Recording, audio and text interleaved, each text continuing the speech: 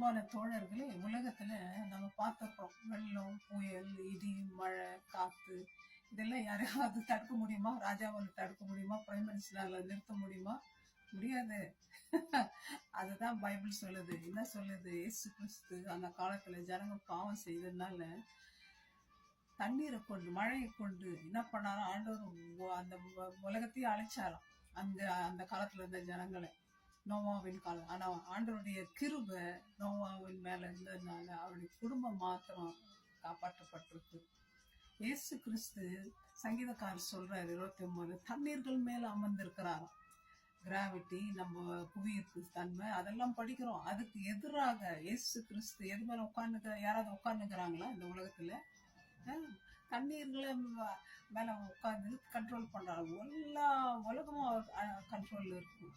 ராஜா ராணி எல்லாம் துணி ராஜ வஸ்திரம் தடுத்திருப்பாங்க. இயேசு கிறிஸ்து எது தடுத்திருக்காரு தெரியுங்களா?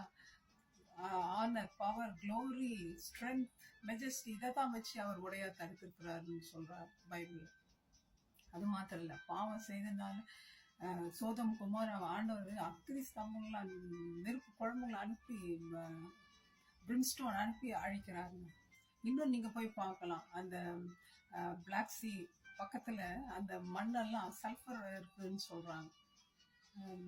அது உண்மையான சரித்திரம். ஆண்டவர் அழிச்சதுக்கு அதுக்கு ஒரு விட்னஸ் இருக்கு இந்த காலத்துல.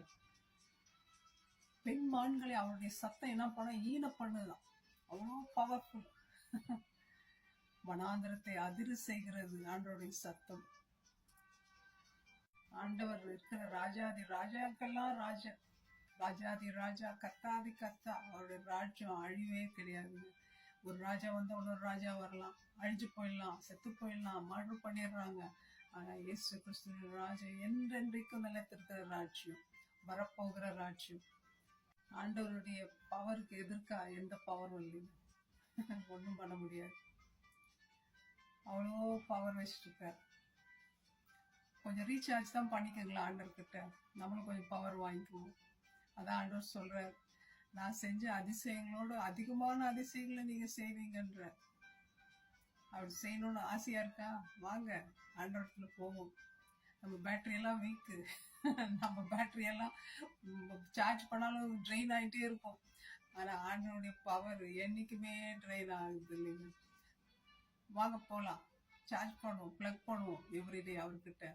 அவ்வளோ மகத்துவமுள்ள தேவனை துதித்து கொண்டே இருக்கிறாங்க. 24 30 ஆயிரமான தேவத்துவம். நம்மளும் அவரோட சேர்ந்து அவர் துதிப்போம், வணங்குவோம், போற்றுவோம்.